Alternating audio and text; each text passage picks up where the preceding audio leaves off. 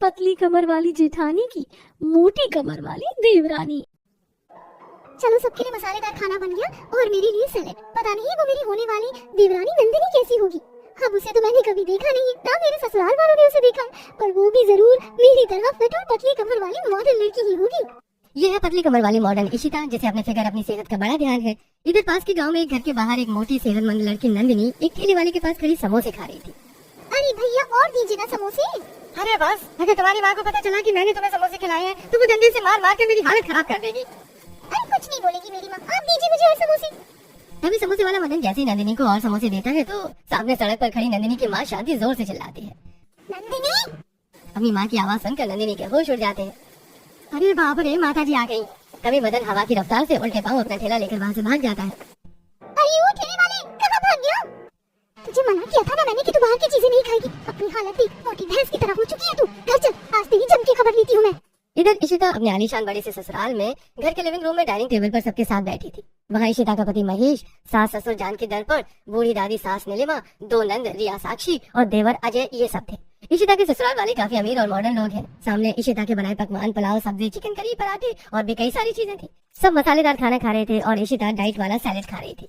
इशिता बहू, इतना अच्छा मसालेदार खाना बनाया है तूने और इसे खाने के बजाय तू ये घास फूस खा रही है। दादी साहब, मैं इतना हेवी मसालेदार खाना नहीं खाती। अगर मैं ऐसा खाना खाने लगी तो मेरा फिगर खराब हो जाएगा और मेरे शरीर पर मोटापा आ जाएगा। बहू, मैं जानती हूँ तू अपने आप को फिट रखने के लिए हमेशा डाइट करती है, हल्के खाने का सेवन करती है, पर बहू कभी कभी हमें अच्छा मसालेदार खाना भी खाना चाहिए। नहीं सासू माँ, मैं ऐसा खाना खाकर अपने शरीर को नुकसान नहीं पहुँचाना चाहती। अरे क्या नुकसान नहीं पहुँचाना चाहती? सूखी लकड़ी की तरह हो चुका है तेरा शरीर, खा पी कर जरा इसे मोटा तगड़ा कर। दादी साहब, ये फिट रहने के लिए सवेरे उठकर योगा कसरत करती है, जिम जाती है, जॉगिंग करते हैं और देखा जाए तो इंसान को हमेशा फिट रहना चाहिए। इससे बीमारियां भी दूर होती है और सेहत भी अच्छी बनी रहती है। यस, मैं तो कहती हूँ कि आप सबको भी डाइट करते रहना चाहिए। इशिता हमेशा डाइटिंग करती है। जानकी, कल की सारी तैयारी हो चुकी है ना? तुमने नंदिनी के लिए ड्रेस ले लिया? कैसे ली थी? मैंने तो नंदिनी को कभी देखा ही नहीं, बस बचपन में देखा था मैंने उसे। अब बड़ी होकर वो कैसी दिखती है, उसका साइज क्या है, ये तो पता ही नहीं है। हाँ वो तो है, हमने नंदिनी को बचपन में देखा था, अब पता नहीं वो जवानी में कैसी दिखती है। देवर जी, आप मिले हो नंदिनी से? मैंने तो उसे देखा ही नहीं है भाभी कि वो कैसी दिखती है। अच्छा, और आप बिना देखे ही उससे शादी करने को तैयार हो गए? वो क्या है ना बहू, नंदिनी मेरे बचपन के दोस्त राजेश की बेटी है और मैंने और राजेश ने अजय और नंदिनी का बचपन में ही दोनों का रिश्ता तय कर दिया था। पर ससुर जी, अगर देवर जी को नंदिनी पसंद नहीं आई तो? पसंद ना भी आई इसे, तब भी इसे नंदिनी से ही शादी करनी होगी, क्योंकि राजेश ने हमारे बुरे समय में हमारी बहुत हेल्प की थी। अगर वो हमारी हेल्प नहीं करता तो आज हम सब इतना ऐशो आराम भरा जीवन नहीं बिता रहे होते। राजेश के बहुत एहसान है मुझ पर। अरे बाप रे, कहीं नंदिनी काली सावली निकली तो? भाभी क्यों डरा रही हो मुझे? मैं पहले नंदिनी के बारे में सोच सोच कर परेशान हो रहा हूँ। दर्पण और उसके परिवार के सदस्यों ने नंदिनी को बचपन में देखा था, क्योंकि नंदिनी जवानी तक उसकी मासी के घर रहती थी, इसलिए दर्पण जब भी राजेश के घर जाता था तो उसे वहाँ नंदिनी नहीं दिखती थी। अगले दिन इशिता और जानकी दोनों एक बड़े से शॉपिंग मॉल में आते हैं, जहाँ जानकी नंदिनी के लिए सुंदर सा ड्रेस देखने लगती है। बहू, नंदिनी का साइज क्या होगा?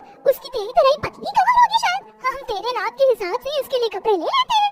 अब जानकी को कहाँ पता था कि जिस नंदिनी को वो इशिता की तरह दुबली पतली समझ रही है, असल में वो नंदिनी हाथी की तरह मोटी है।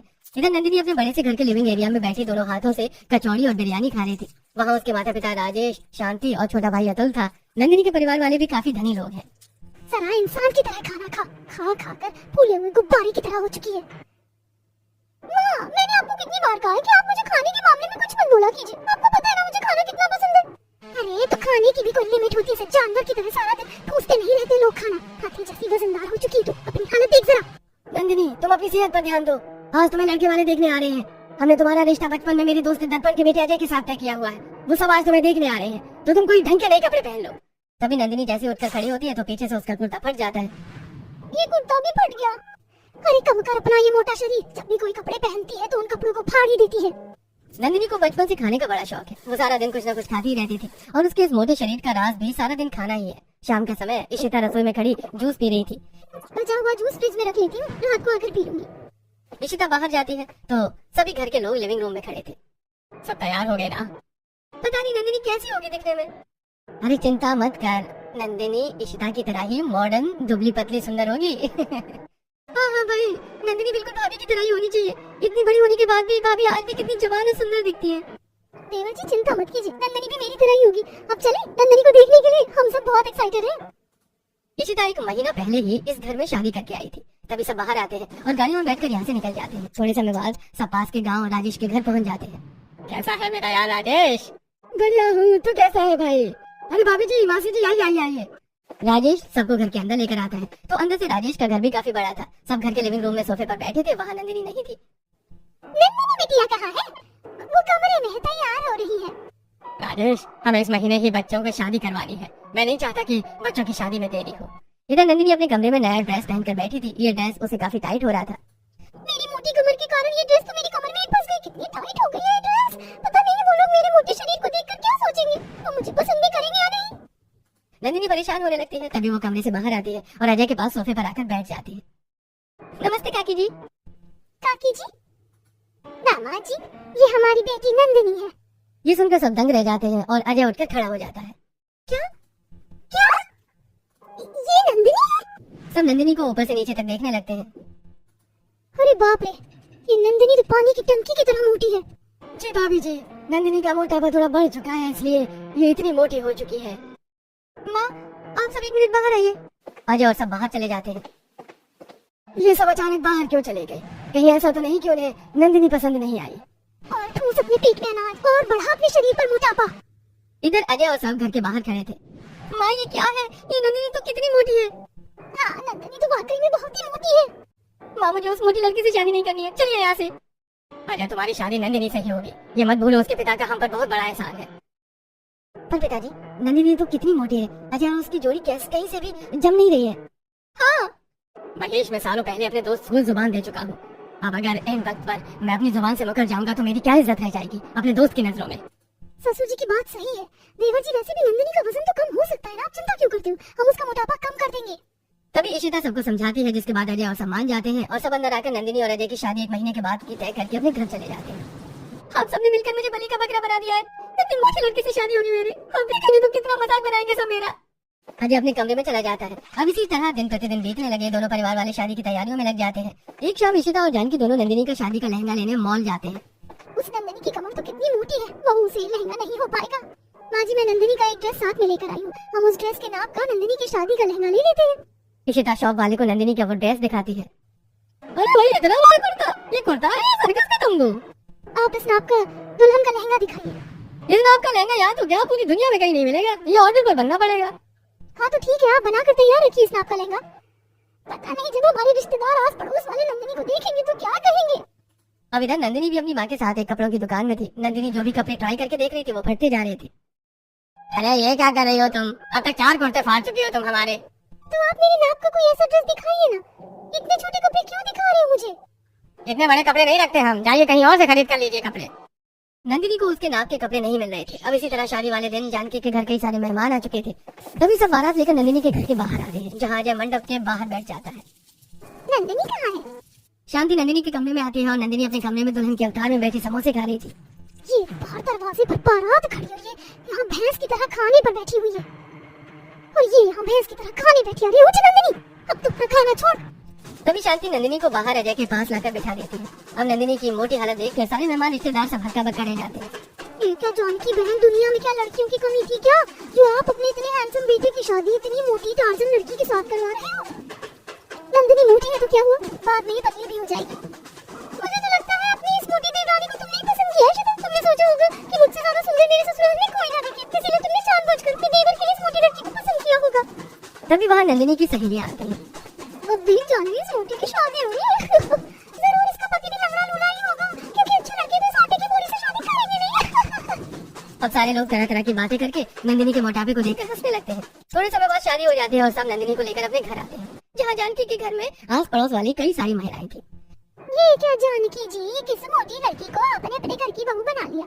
इतनी मोटी लड़की से तो कोई अंधा लंगड़ा भी शादी ना करे, और आपने अपने बेटे की शादी इससे करवा दी। ये सुनकर नंदिनी दुखी हो जाती है। अगले दिन नंदिनी अपने कमरे में साड़ी पहन रही थी और साड़ी ब्लाउज उसे बहुत टाइट हो रहा था। अरे कैसी अजीब सी लड़की है ये, इसे तो कपड़े भी नहीं आ रहे, इसे तो शादी करके ही पछता रहा हूँ मैं। अजय जी, जरा पीछे से पल्लू को ये पिन लगा दीजिए ना। अजय कमरे से बाहर चला जाता है। अजय जी ने अब तक मुझसे बात नहीं की, शायद ये मुझे पसंद नहीं करती। अब जैसे तैसे नंदिनी साड़ी पहनकर बाहर आती है। इशिता बहू, जाओ सबके लिए चाय नाश्ते की व्यवस्था करो।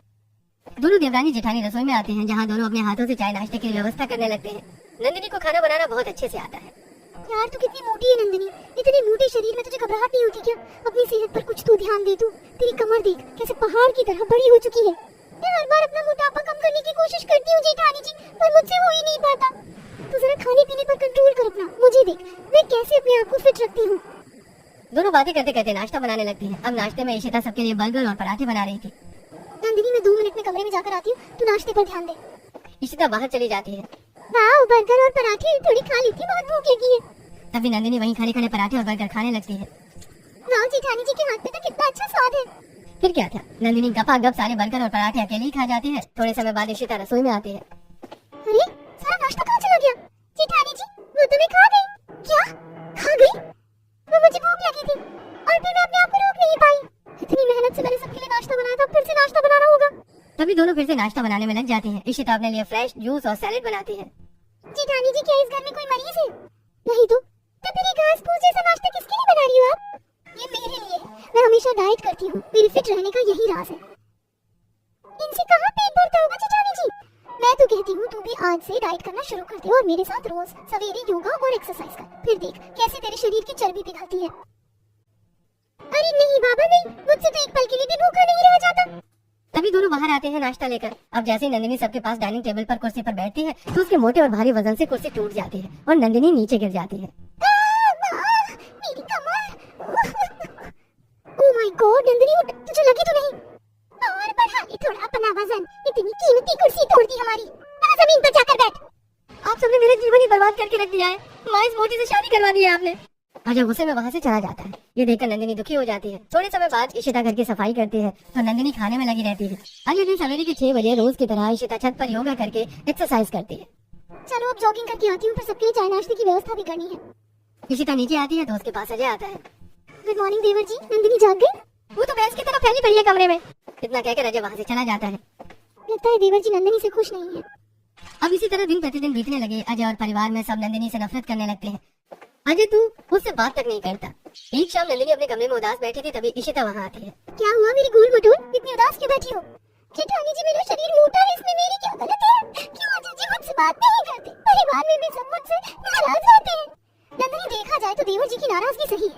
कोई भी पति यही चाहता है कि उसकी पत्नी सबसे सुंदर दिखे, हमेशा फिट रहे। और तुम अपने आप को देखो, तुम्हारा शरीर कितना मोटा हो चुका है। अगर तुम्हें देवर जी का प्यार पाना है तो तुम्हें अपने शरीर के मोटापे को कम करके मेरी तरह फिट रहना होगा। मैं भी अपने इस मोटे शरीर से अब छुटकारा पाना चाहती हूँ। इसके कारण कोई भी मुझे पसंद नहीं कर रहा, पर मैं कितनी कोशिश करती हूँ अपना मोटापा कम करने की, पर मुझसे नहीं हो पाता।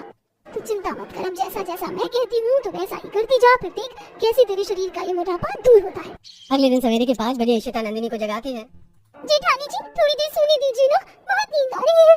शरीर का मोटापा दूर करना है तो चलो उठ। इशिता नंदिनी को छत पर लेकर आती है और उसे योगा एक्सरसाइज कराने लगती है। मुझसे नहीं हो रहा जेठानी जी। कोशिश कर नंदिनी, करना है तुझे। नंदिनी कसरत करने लगती है। थोड़े समय बाद बाप रे, मुझे तो भूख लग गई। बिल्कुल नहीं, अभी तुम्हें कोई खाना नहीं मिलेगा, अभी हमें जॉगिंग पर जाना है, कम फास्ट।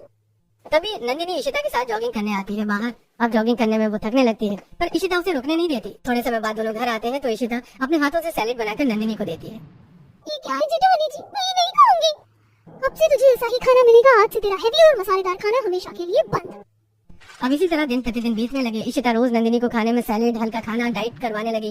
रोज उसे जॉगिंग, योगा, एक्सरसाइज, घरेलू हार्ड काम करवाने लगी। जिसके बाद 3 से 4 महीने में ही नंदिनी का वेट लॉस हो जाता है और उसका मोटापा पूरा कम हो जाता है। जिसके बाद नंदिनी भी इशिता की तरह दुबली पतली मॉडर्न हो जाती है। अरे वाह, लुकिंग सो नाइस नंदिनी, तुम तो एकदम से बदल गई हो। क्यों देवर जी, अब तो पसंद है ना नंदिनी? हमारी नंदिनी बहू इतनी सुंदर दिखती है, ये तो हमें पता ही नहीं था। थैंक यू सो मच जेठानी जी, ये सब आपके कारण मुमकिन हो पाया है। मेरे जीवन में इतनी खुशियां लाने के लिए आपका बहुत बहुत धन्यवाद जेठानी जी। इसके बाद नंदिनी भी घर से सबकी चहेती बन जाती है और अजय भी उसे खूब प्यार करने लगता है। जिसके बाद दोनों देवरानी जेठानी साथ मिलकर खुशी खुशी अपने ससुराल वालों के साथ अपना जीवन बिताने लगते हैं।